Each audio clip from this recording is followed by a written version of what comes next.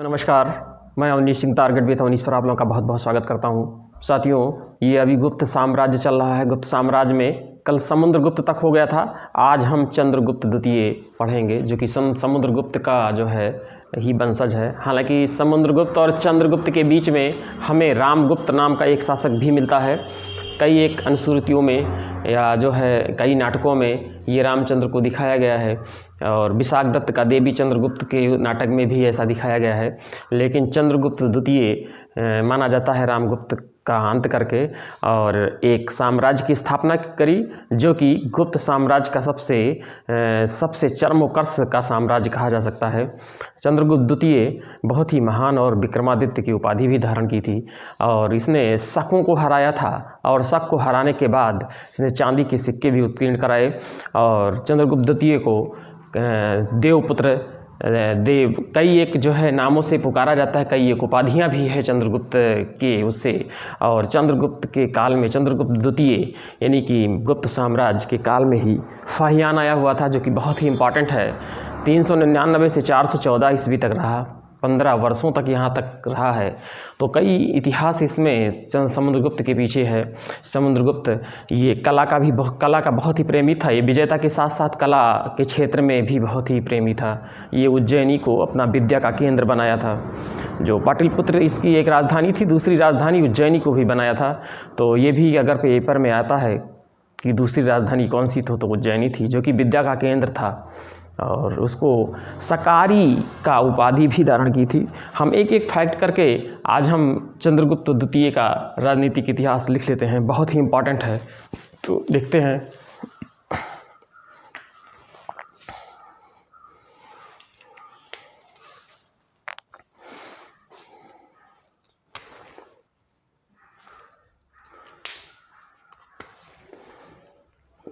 चंद्रगुप्त द्वितीय के शासनकाल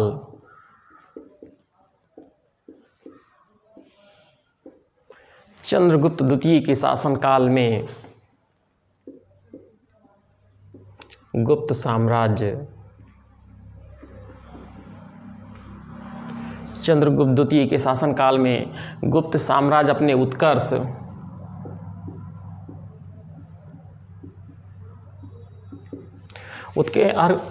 की अवस्था में थी, या उत्कर्ष की चोटी पर थी।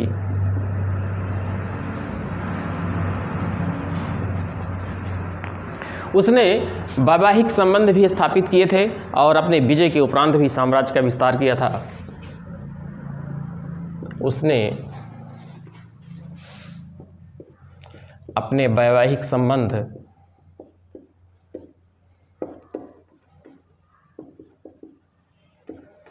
तथा विजयों से साम्राज्य का विस्तार किया था।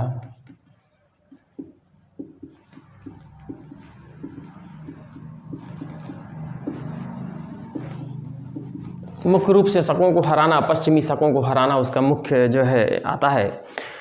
हालांकि हम ये भी लिख लेते हैं कि समुद्रगुप्त और चंद्रगुप्त द्वितीय के बीच में रामगुप्त नाम का एक शासक भी हमको मिलता है इतिहास में। लिख लेते हैं यहाँ पर। समुद्रगुप्त के पश्चात गुप्त वंशावली में चंद्रगुप्त द्वितीय के नाम उल्लिखित हैं।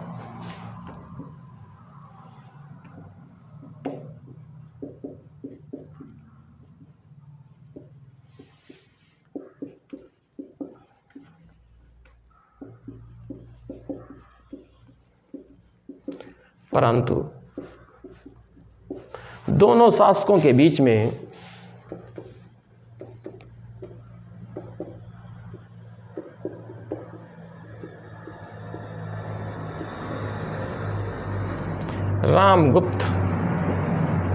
रामगुप्त नाम का एक व्यक्ति शासन करते हुए दिखाई देता है। रामगुप्त नाम का एक दुर्बल शासक का अस्तित्व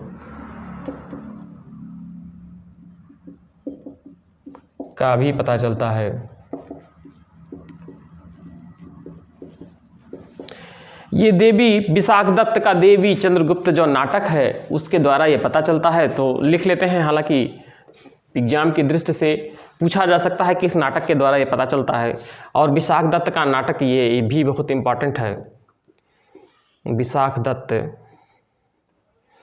कृत देवी चंद्रगुप्त नाटक में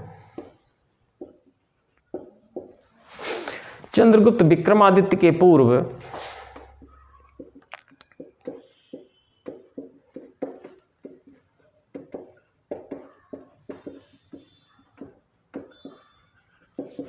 चंद्रगुप्त विक्रमादित्य के पूर्व रामगुप्त शासन का, रामगुप्त शासक का नाम मिलता है। फिर हम देख लेते हैं कि इसने उपाधि क्या क्या ली और क्या क्या जो है चंद्रगुप्त द्वितीय का नाम क्या क्या है। चंद्रगुप्त द्वितीय, ये बहुत इंपॉर्टेंट है। अन्य नाम, चंद्रगुप्त द्वितीय का जो अन्य नाम है वो है देवगुप्त। ये एग्जाम में बहुत बार आ चुका है। देशराज, देवश्री, देवपुत्र,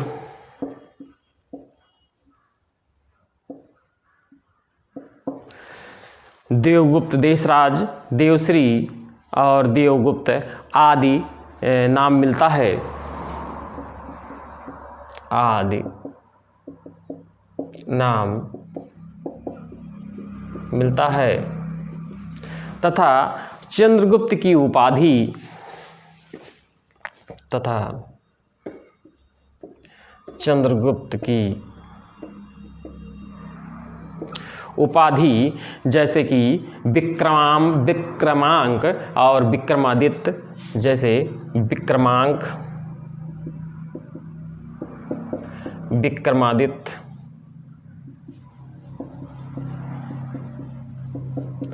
तथा विक्रमांक, विक्रमादित्य तथा परम भागवत, परम भागवत, सहसांक, परम भागवत, सहसांक तथा देवपुत्र आदि, ये सब उपाधि हैं। आदि उपाधि से जो है जाना जाता था चंद्रगुप्त, बहुत ही इम्पॉर्टेंट है। और उसके बाद हम कुछ ये भी देख लेते हैं कि इसके विजय के उपरांत चंद्रगुप्त शकों को हराने के बाद, पश्चिमी शकों को हराने के बाद कुछ चांदी की सिक्के उसने जो है उत्कीर्ण कराए थे। तो हम लिख लेते हैं चंद्रगुप्त द्वितीय। चंद्रगुप्त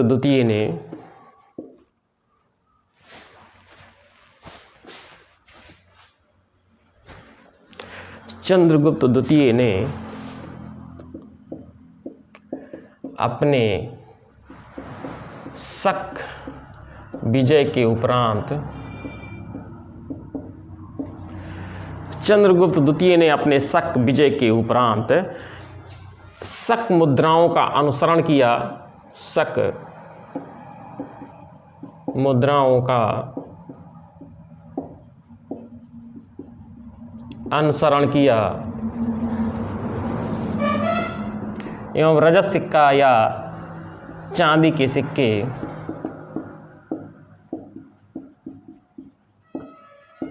उत्कीर्ण करवाए, जिस पर व्याघ्र सिक्का या जो है व्याघ्र सिक्का का जो है विक्रमादित्य, इस तरह हम लिख लेते हैं अगले ही चरण में।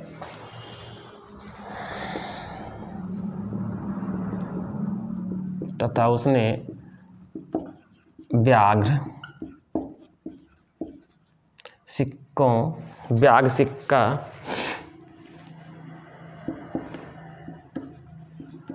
उत्कीर्ण करवाए,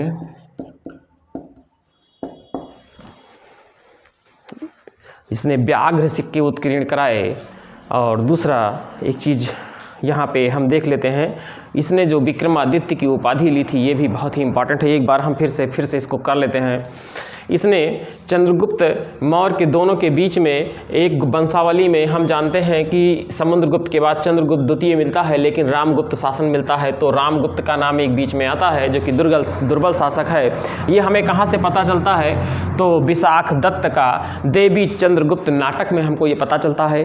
तो ये जो है इंपॉर्टेंट है, ये पूछा जा सकता है। फिर चंद्रगुप्त की उपाधि जो विक्रमांक, विक्रमादित्य तथा परम भागवत, सहसांक, ये आदि उपाधि बहुत इंपॉर्टेंट है, जो कि कई बार पीसीएस और आईएएस की परीक्षाओं में आया है, छोटी परीक्षाओं में भी बराबर पूछा जाता है।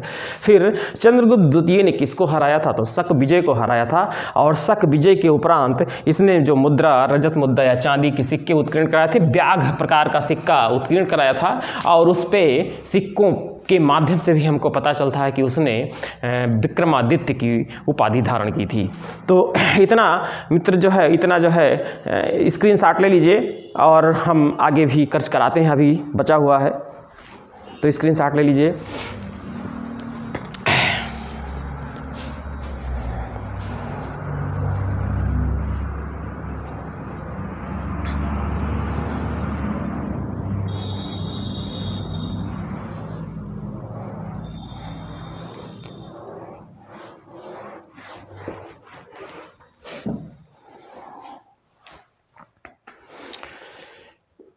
चंद्रगुप्त द्वितीय की दो राजधानियां थीं। एक तो पाटलिपुत्र पहले से ही है, उज्जैनी ने उसने बना रखा था, दोनों विद्या के केंद्र थे। तो लिख लेते हैं चंद्रगुप्त द्वितीय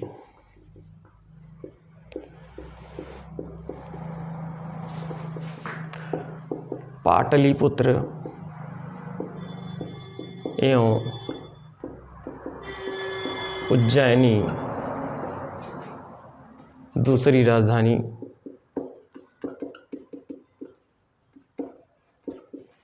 दोनों विद्या के केंद्र थे।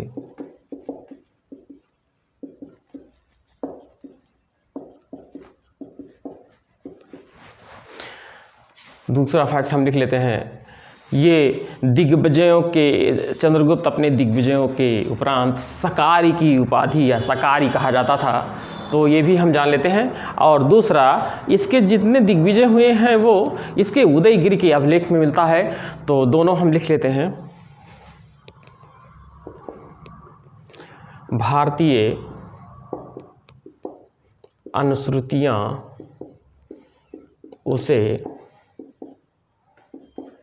सकारी के रूप में स्मरण करती हैं।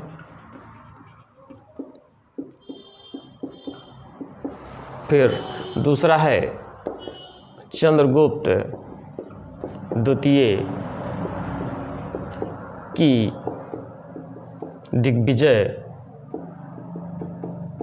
दिग्विजयों का उल्लेख उसके उदयगिरि के अभिलेख, उदयगिरि गुहालेख या अभिलेख, उदयगिरि गुहालेख से पता चलता है। बहुत ही इंपॉर्टेंट ये है। फिर चंद्रगुप्त द्वितीय के दरबार में नवरत्न निवास करते थे, वह भी बहुत इंपॉर्टेंट है, वो भी हम लिख लेते हैं। भारतीय अनुश्रुति या अनुश्रुतियों के अनुसार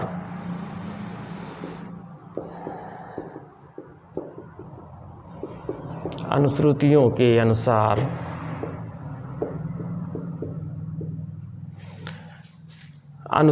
के अनुसार उसके दरबार में, उसके यानी कि चंद्रगुप्त द्वितीय के दरबार में, उसके दरबार में 9 विद्वानों की एक मंडली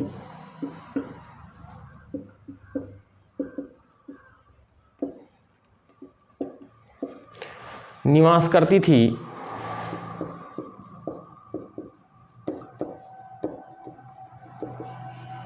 जिसे नवरत्न कहा जाता था, जिसे नवरत्न कहा जाता था। और जो ये नवरत्न है, उस नवरत्न में देख लीजिए बहुत ही इम्पॉर्टेंट है ये नवरत्न, जिसमें पहला नाम ये कभी कभी पूछा भी गया है नवरत्न में, तो कालिदास हम तो भूलेंगे ही नहीं, मतलब कालिदास, मतलब कुछ जो बहुत ही इम्पॉर्टेंट है उन्हीं के नाम को ज़्यादा पूछा जाता है। फिलहाल 2-3 बार पढ़ेंगे तो याद हो जाएगा। धन्वंतरी, कालिदास धन्वंतरी, छपड़क, अमर सिंह, शंकु, बैताल भट्ट, घटपर्कर, उसके बाद वराहमिहिर,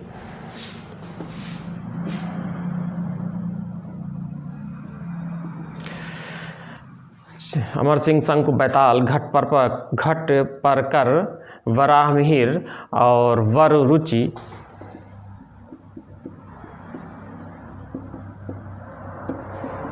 जैसे विद्वान थे। उसके बाद इसके दरबार में चीनी यात्री फाहियान आता है, जो कि 15 वर्षों तक रहता है। बहुत इंपॉर्टेंट है, ये पूछा जाता है लगभग कि फाहियान किसके दरबार में आया, तो चंद्रगुप्त द्वितीय के दरबार में आया। तो यहाँ लिख लेते हैं हम उसके दरबार में चीनी यात्री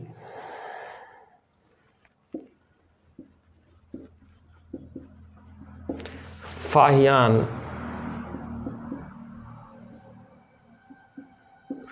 फाहियान 399 से 414 ईस्वी 15 वर्षों तक लगभग रहा, भारत आया।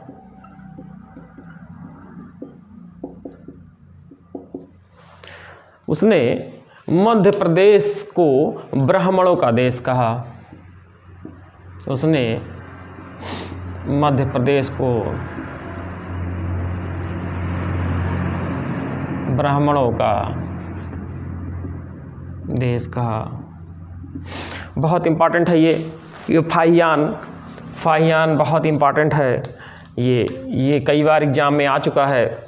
इसमें इसके जो नवरत्न हैं, जिसमें कालिदास, धन्वंतरी, छपड़क, अमर सिंह, शंकु, बैताल भट्ट, घटपर्कर, वराहमिहिर, वररुच जैसे विद्वान थे। और उसके बाद इसके दिग्विजयों का जो पता चलता है हमको उदयगिर गुहा लेख से पता चलता है, यह भी बहुत ही इम्पॉर्टेंट है। तो ये एग्ज़ाम में कई बार ये आ भी चुका है, तो ये जान लीजिए। ये उदयगिर अभिलेख का बात आएगा तो हम चंद्रगुप्त द्वितीय निशान लगाएंगे, बहुत ही इंपॉर्टेंट है। फिर दूसरी राजधानी उज्जैनी थी, दोनों विद्या के मुख्य केंद्र थे। तो ये चंद्रगुप्त द्वितीय का राजनीतिक इतिहास रहा मित्रों। और इसके बाद हम जल्दी से ही गुप्त का राजनीतिक इतिहास ख़त्म करके और हम इनका प्रशासनिक और सांस्कृतिक जो है ख़त्म करके जल्दी ही समाप्त करेंगे। तो साथियों नमस्कार, जय हिंद।